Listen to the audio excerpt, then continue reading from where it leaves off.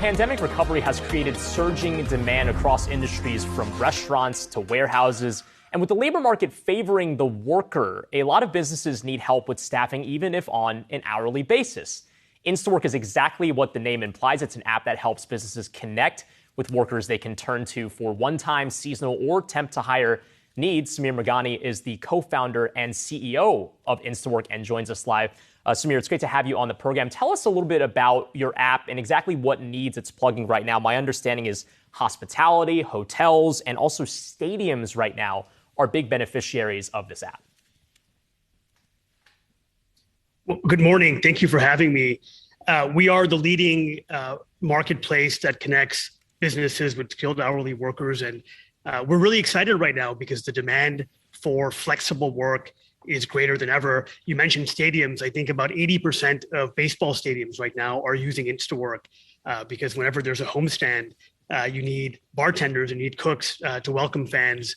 And we're grateful that 80% of stadiums are using Instawork right now. We have 2 million active professionals across the US.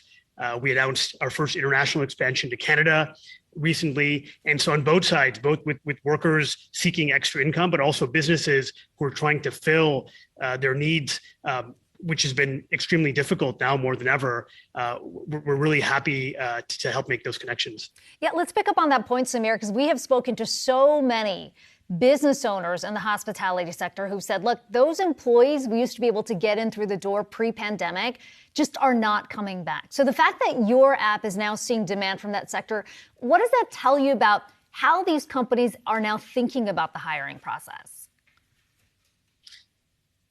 I think it's important that we think about how the future of work and how it's changed applies to hourly workers. And they've traditionally been left out of the conversation. We spend a lot of time here in Silicon Valley, talking about engineers, who want to work from the beach and do people want to come back to the office and work on Zoom. But, nearly 100 million Americans work hourly, to over half of the workforce. And what they've said and what they're telling us is that flexibility is sort of the equivalent of Zoom for them. One of our pros, I was speaking to Carrie, she's a mother of 4, in LA, and she struggled financially during the pandemic. And wants to return to the workforce. And for her to be able to create her own schedule, work when she wants to work and where she wants to work, is something that they're asking for. And so I think for businesses to be successful in hiring and retaining qualified employees, flexibility is paramount. And I think you guys had a segment, just earlier talking about, the World Bank and people being thrust into poverty. Well, in America, average hourly worker has less than $500 in savings. And so, especially if you add inflation on top of that, a service like Instawork's enormously useful to help kind of bridge that gap and help people earn extra income on their own terms. Yeah, what are you seeing from workers on the app? Are they, typically trying to pick up 8 hours a day, sort of just being able to build out their own work schedule?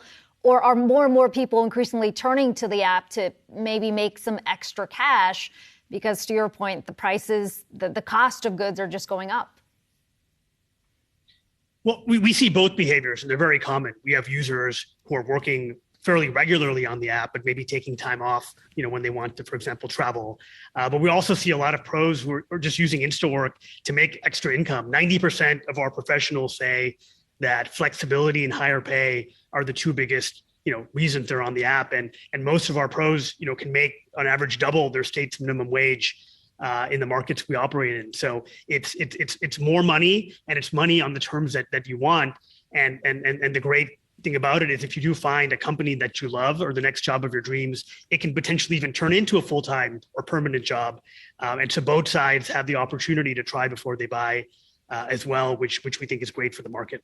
Earlier, Sumir, you mentioned an example of one person that uses Instawork to kind of staff their own schedule. Is there a certain type of demo that you're noticing that is using your app primarily? I mean, something I think about is kind of the childcare element of all of this, especially with COVID and the weirdness around that. For women, this might be specifically useful if there is that kind of limitation on the times by which they could be working. Is that a demo that you're kind of targeting here with Instawork?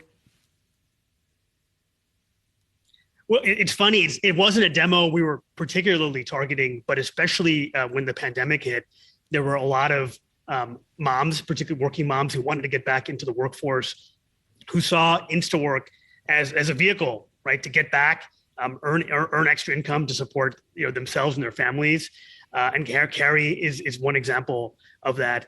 Dan Altman, who's our chief economist, published some data a couple months ago that we looked at wages earned by men and women on Instawork, and there's no gap at all. And in that sense, our app rewards everybody who has the skill and the will to work. And so we think that services like ours can do a great job of creating equitable economic opportunity across gender lines, across ethnic lines. Well, Sumir, really great to have you on today. Interesting perspective on the labor market. Sumir Meghani, he is co-founder and CEO of Instawork.